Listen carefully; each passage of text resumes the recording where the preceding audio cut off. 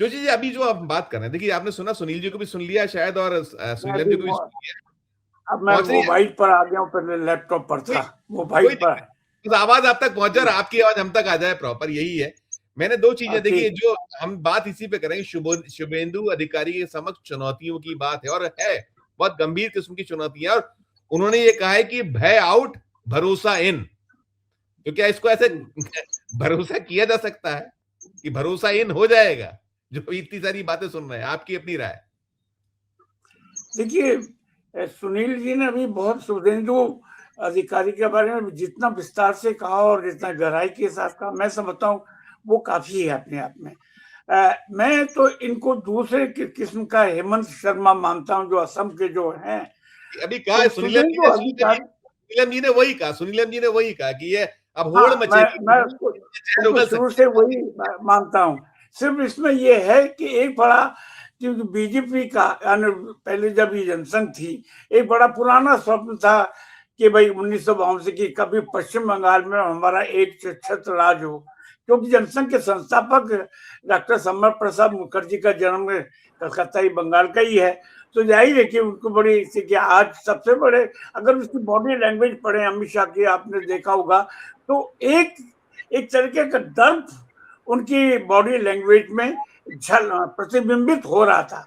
और शुभेंदु अधिकारी, यानी ये कह सकते हैं कि शुभेंदु अधिकारी, इधर योगी और उधर हेमंत शर्मा, ये तीनों की जो हो गए आने वाले समय में, तीनों में जबरदस्त कंपटीशन होगा। और कंपटीशन क्या, कौन ज्यादा से ज्यादा नफरत अपने अपने राज्यों में और पूरे राष्ट्रीय स्तर पर पैदा कर सकता है।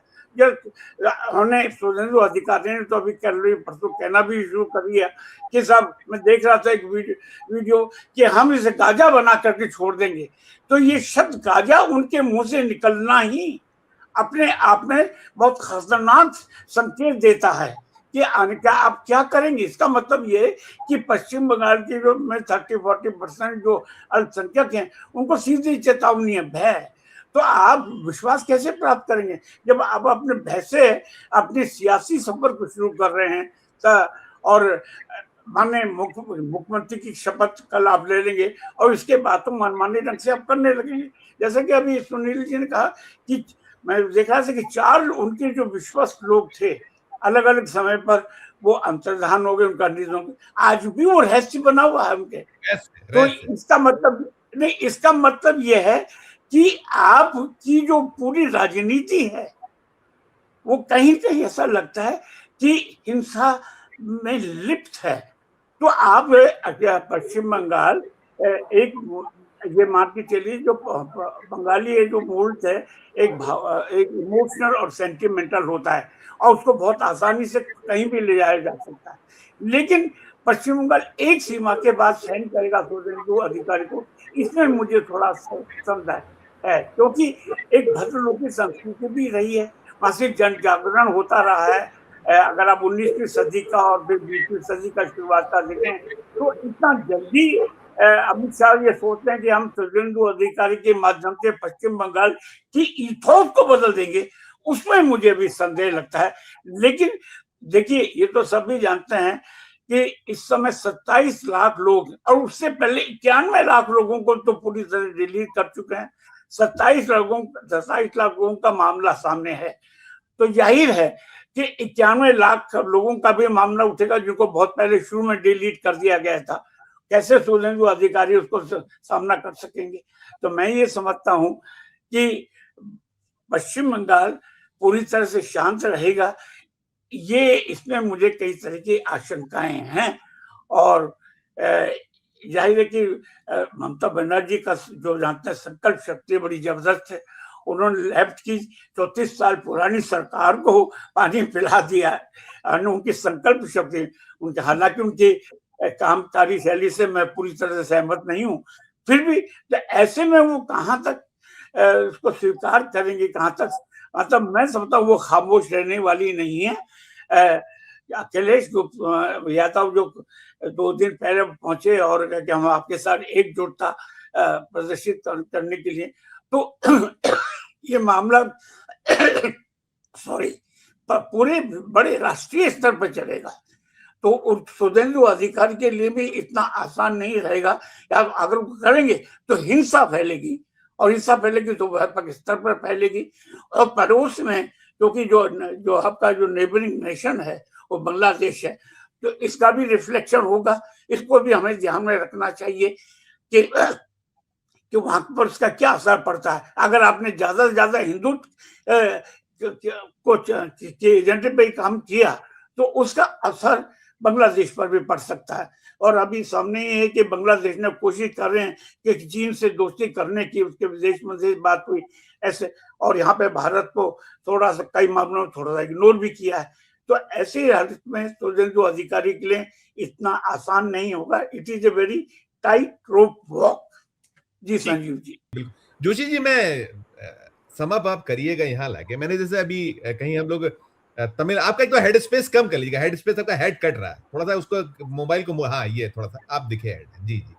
तो जो तमिलनाडु में जो हो रहा है, आपने देखिए परसों कहा था, हम लोग जब डिबेट में थे 2 दिन पहले, तो आपने कहा था कि अब ममता बनर्जी के जो चुनकर आए विधायक है उनको ये कदम उठाना चाहिए, एक संदेश देना चाहिए कि आप सब इस्तीफा दे दो। यही कुछ आज वहां से निकला था कि वो जो टीवी के से निकल रहा था कि अगर ऐसे ही है जो राज्यपाल, या जो जिस तरीके से है कि हम लाठी और भैंस की बात कर रहे थे, जो संवैधानिक पदों का मिसयूज के बार बार ब्लेम्स होते हैं, सेंट्रल के इशारे पर जो चीजें चल रही हैं, कहना पड़ा। उन्होंने नंबर जुटा लिए, मैं भी जो कहा था 118 के आसपास आ गया, ऐसा निकल कर आ रहा था। लेकिन फिर भी ये जो सारा कुछ है और इसका रेपरकेशंस क्या है, ये क्यों नहीं समझ पा रहे हैं ये लोग? अंतिम आपका नोट सर। देखिए संजीव जी, पहली बात, उन तमिलनाडु के इतिहास में 1967 के बाद से अब पहली बार एक दलित पृष्ठभूमि के व्यक्ति एक नायक के रूप में, राजनीतिक नायक के रूप में उभरा है। हालांकि वो अभिनेता रहे, वो एक अलग बात है, लेकिन राज्य सत्ता पर एक नायक के रूप में सामने उभरा है। तो वो निश्चित रूप से वो उनको आप हाशिए पे नहीं डाल सकेंगे, पहली बात ये। दूसरी बात ये कि 119 में भी करीब आधा घंटे, 1-2 घंटे पहले तय हो गया, तो 119 का समर्थन उन्हें प्राप्त हो चुका है। तीसरी बात, मैं भाजपा के दोगलेपन के बारे में एक बात कहना चाहूंगा, इसके बारे में बहुत चर्चा नहीं हुई।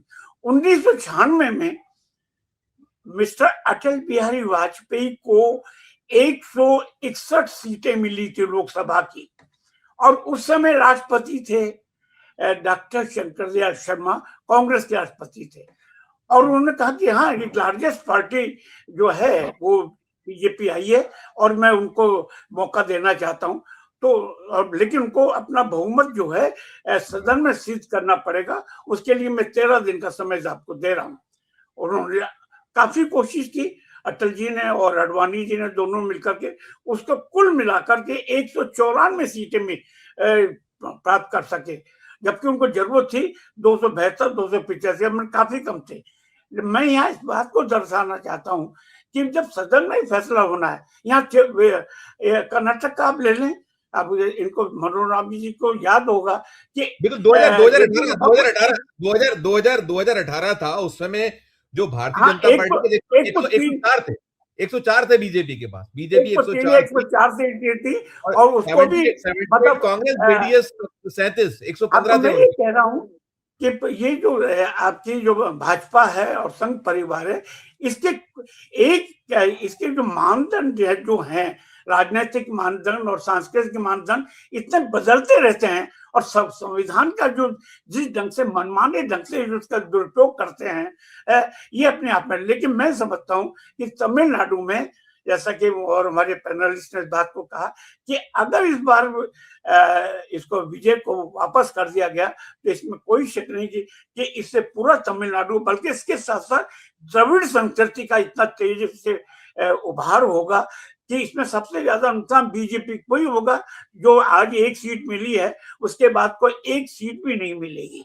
तो मैं ये समझता हूँ कि इस समय जो तथाकथित जो चाणक्य अपने आप को मानते हैं, हालांकि चाणक्य एक बहुत बड़ी शख्सियत थी, बीजेपी कहती है, हम लोग नहीं मानते। बीजेपी कहते हैं, कुछ लोग हमारे गोदी मीडिया वाले भी कहते हैं। तो अमित शाह को उनके साथ मैं तो अमित शाह और मोदी को नेता मानने के लिए तैयार नहीं, क्षमा करेंगे, दोनों मुस्लिम है। वो अभी तो वो एक जो मर्यादा, एक मर्यादित नेता होते हैं, नेता की जो शैली होती है, राजनेता बहुत बड़ी चीज है। अभी तो मैं नेता की बात कर रहा हूँ, पॉलिटिक्स, वो भी नहीं है मोदी और अमित शाह। हाँ, उनकी तुलना आप अटल बिहारी वाजपेयी और आडवाणी से नहीं कर सकते। तो कहने का मतलब ये है कि इनको देखिए, एक चीज समझ लीजिए संजीव जी, कोई भी राष्ट्र नफे और नुकसान के सिद्धांत पर नहीं चलाया जा सकता। कंपनी आप चला सकते हैं, राष्ट्र को और देश को नहीं चला सकते। नहीं चला, बहुत सही बात, बहुत आपके सही। नरेंद्र मोदी और अमित शाह दोनों के डीएनए में और रग रग में नफा और नुकसान, एक जो एक बनिए की दुकान, अरे पूरे देश को एक बनिए की दुकान की तरह चला रहा है, ऐसा नहीं चलेगा। तो अगर तमिलनाडु में उन्होंने कुछ भी चाल करने की, इसका पूरा असर पूरे देश में जाएगा, और मैं समझता हूं कि इसका खामियाजा संघ को भी भुगतना पड़ेगा। तो राइट। बल्कि देखा जाए, एक नई ढंग की राजनीति ने तमिलनाडु में जन्म लिया।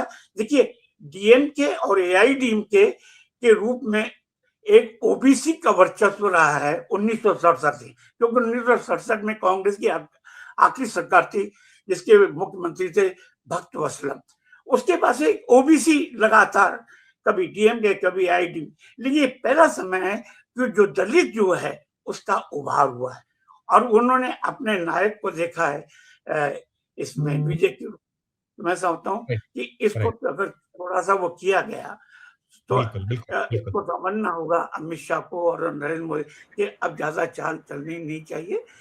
एक संविधान की जो उसकी रक्षा करनी चाहिए, लोकतंत्र की रक्षा करनी चाहिए, और उनको तुरंत ही शपथ के लिए लेकिन और ये सब सदन के अंदर हम वो लोग हम लोग बहुमत तय हम कर लोग दिया।